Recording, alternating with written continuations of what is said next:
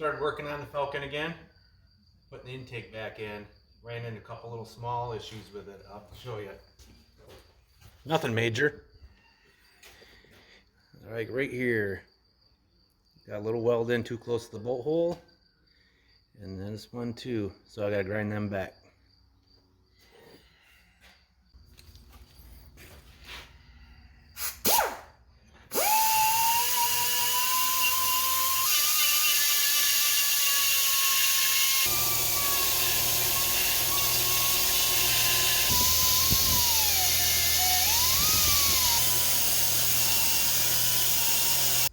As Dora would say, we'll put a little sticky tape on here.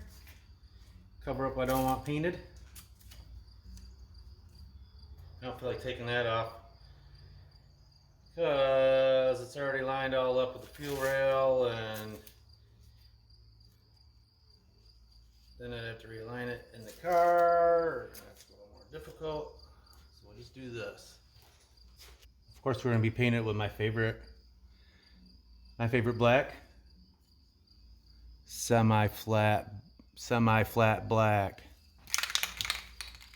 The ultimate black. Once you go to this black, you'll never go back to any other like flat black or semi-gloss. Just ain't the same.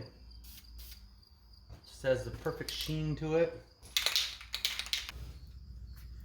Now I'm getting the intake back in. And you would think, being a 4-cylinder, there'd be tons of room in this thing. But there's not. I already got all the top bolts in. I just cannot get my hand in here. I think I gotta take off the distributor cap. Maybe that'll give me a little more room. Yeah, this 4-cylinder with the turbo on it and this intake that goes way off the side, it fills up this engine compartment. There's no extra room at all in here. Probably been more room if I would have stuck a little 302 in here than this. I'm struggling. Of course, you know, you gotta drop it. Then you can't find it. On a marker. Of course I can't find it. There it goes.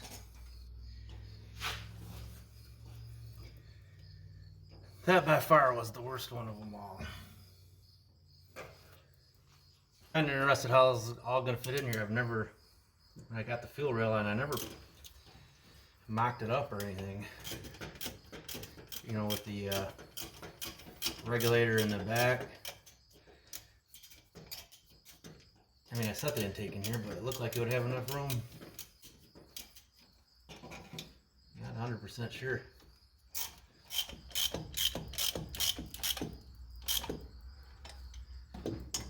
In about 1 week, it'll be the 1-year anniversary I started putting videos up on YouTube. So, I think I got a special video planned just for that. So I really don't know if this video will make it out before that video. Because when I was planning this video, I really wasn't planning it. It's like, you know what? You like all the other guys on YouTube doing something to the car, might as well start videoing it.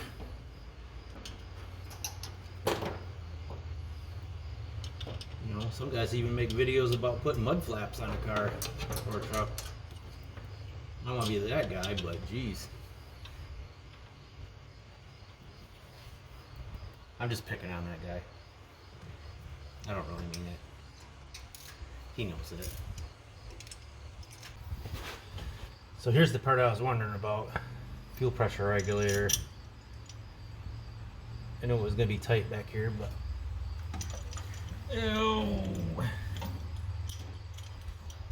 it bolts to right there.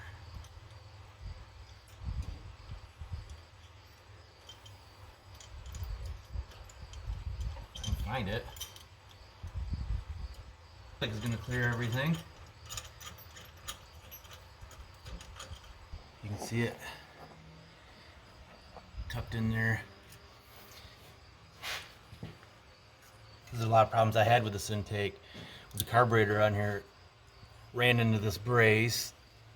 The linkage was hitting the master cylinder, so I had to come up with this funky remote reservoir setup for it. You can see the reservoirs up there. Machined little, these are Ranger, like a 93 Ranger master cylinder. It happened to be the right size bore for what I needed. It's aluminum, light. The lines come out on the, towards the firewall. So it worked out pretty good.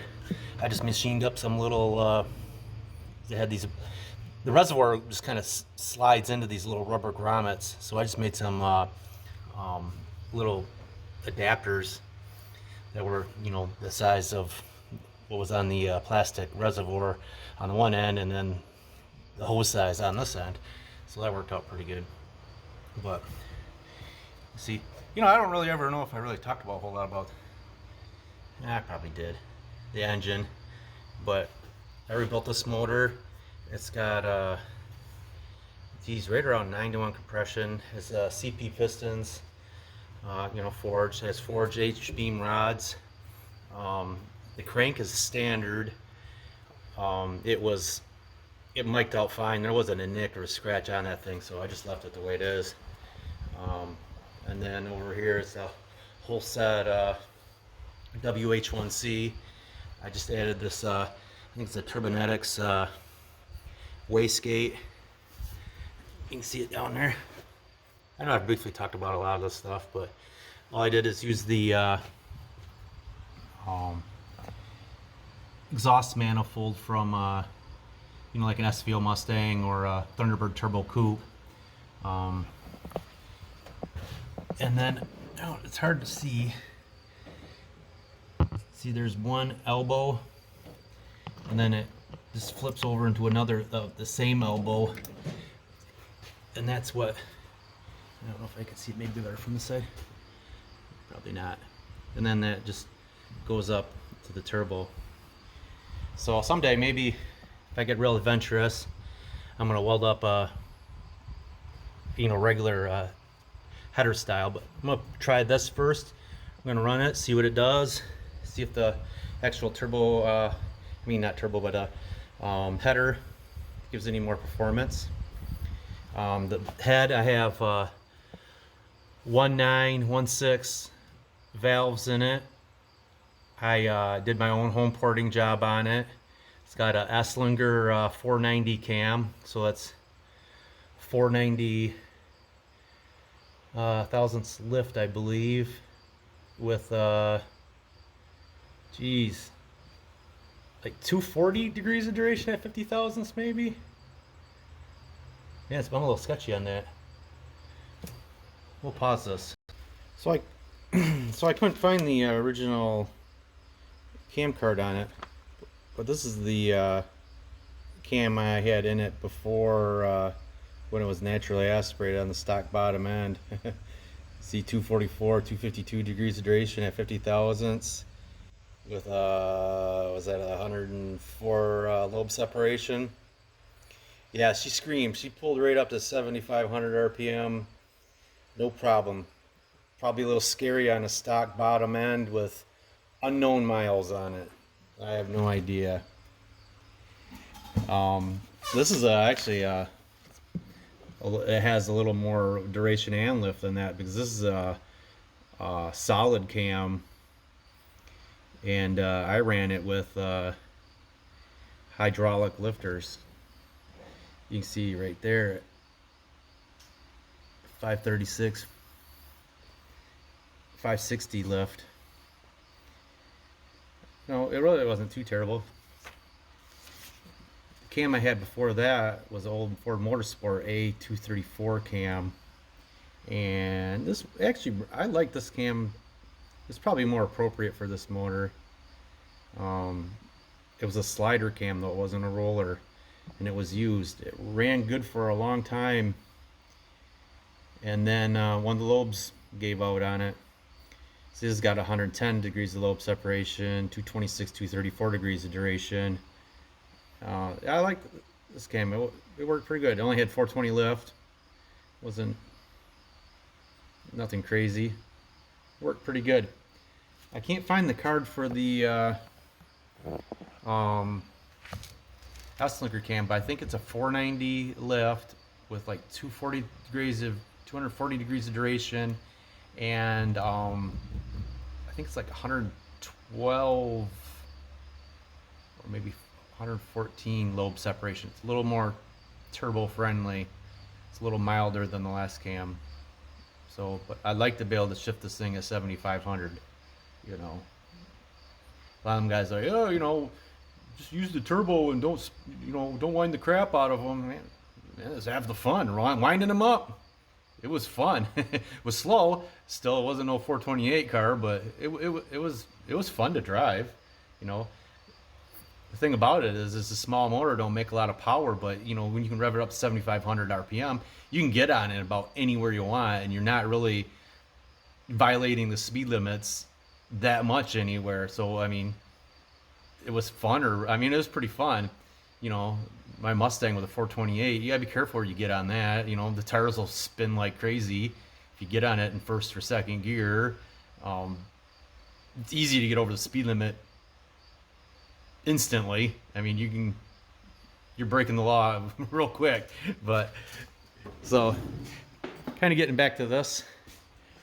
Oh, yep. Then I just got a 3-inch downpipe, and it goes into a Jones stainless muffler. It's a straight through design. I like the tone of them. I got those on my truck. They sound, you know, it's nice. When you get on it, you can hear it, but it's not overly obnoxiously loud or nothing. And then up front, it's just I see it through the grill. Just a eBay special intercooler. It's like what, 2.5, 3 inches thick. I mean, so yeah, it's just basic. I mean, you try to do this stuff on somewhat of a budget. It still adds up into a lot of money real quick. So getting back here, I got the intake all tightened up. I just got to get the fuel injectors in, and I will have to, you can see it, my fuel pressure right there. I got to run the return line down, and it'll snake through there and then go down to here. I may in the future, maybe over next winter, I just got to get this thing running. Cut a hole through the firewall up there and have my return line, or just go down maybe underneath there, have the return line go up. But right now I just gotta get it on the road. So the fuel rail will come here, and then it just has to have the fuel line go down. You can see where the old one was. Just the regulator was right there at one time, and just down to there. So that's what I gotta do. I'll put all that. Well, maybe I'll put the fuel rail on first, and then I'll work on the supply and the return line. Well, this video exceeded my 10-12 minute limit. I like to keep them, so this will be well, there'll be a part 2 then. So see you on the part 2.